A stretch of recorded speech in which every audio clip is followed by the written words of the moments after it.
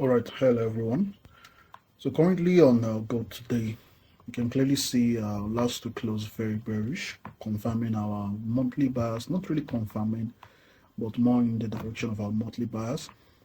And right out of the bloom, I'm going to say I'll be interested in seeing price trading back to May's low, and I would want to see more lower price action to the downside. Now from the also I would want you guys to take note of this level right here.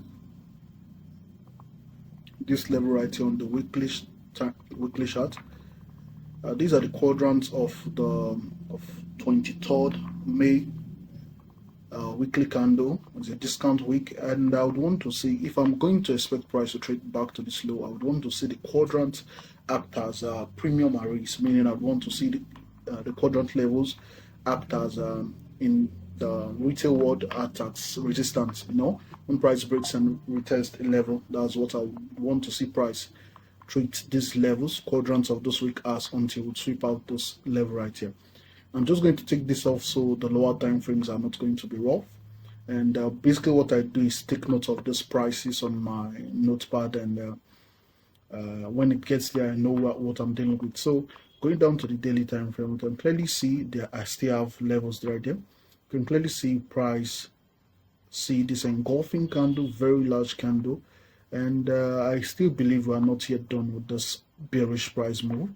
Am I expecting price to trade and sweep liquidity? No, not really.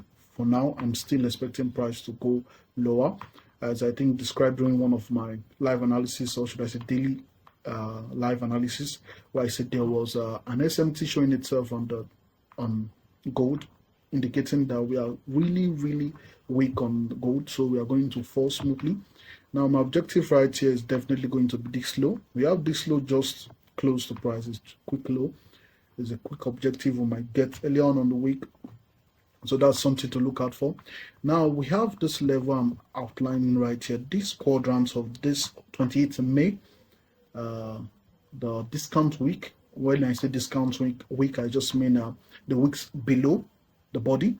The premium week are week above the body. When I refer to premium array, I mean levels that can support us in buy, for buy or in certain price higher. Then when I say discount arrays, I mean levels that can support price in going higher, and premium arrays are levels and price that can support price in going lower. You understand?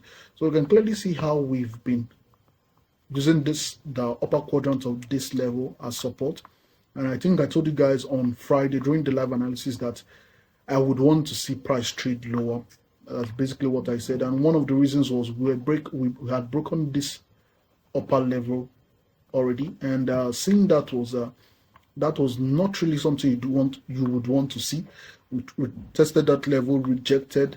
If we would want to see price go higher, we would not be trading lower to this level right here, because currently this would be a liquidity sweep. I think Thursday's taking out the previous day, which is Wednesday's low. That should have been all they did if we would want to see price go higher.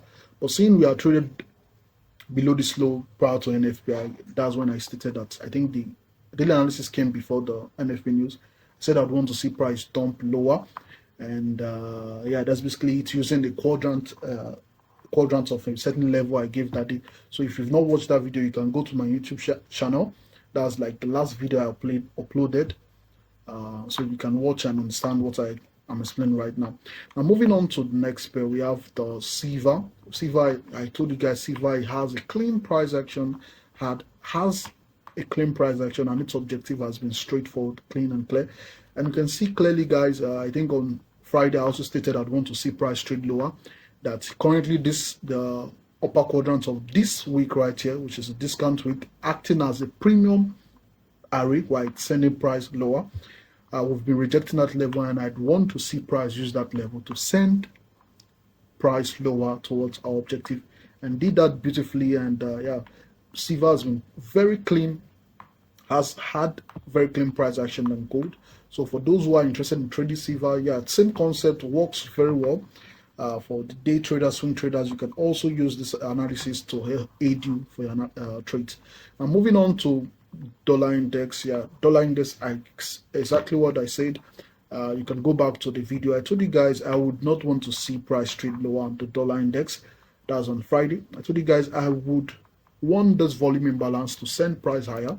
I don't want to see price close that below that level, and this should send price higher. And you can see, guys, that's exactly where price turned around, pushing price back to above. My objective was basically for price to fill this imbalance. We feel that imbalance that we're currently pushing higher. We might see higher and higher prices, at least for now, until probably we might go after our monthly objective. If you guys out last weekend analysis video, I talked about my weekend objective, so you guys can go back to that and understand what I'm talking about. Now, I'll touch a little bit on some other pairs I've been asked to talk on. Now we have oil currently. Oil currently, I've been watching this pair for a while, and I'm just going to run through.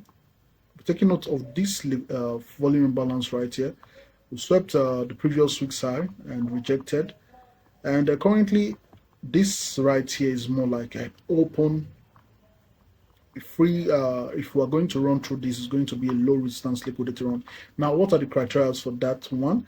I would want to see price close below this fair value gap right here.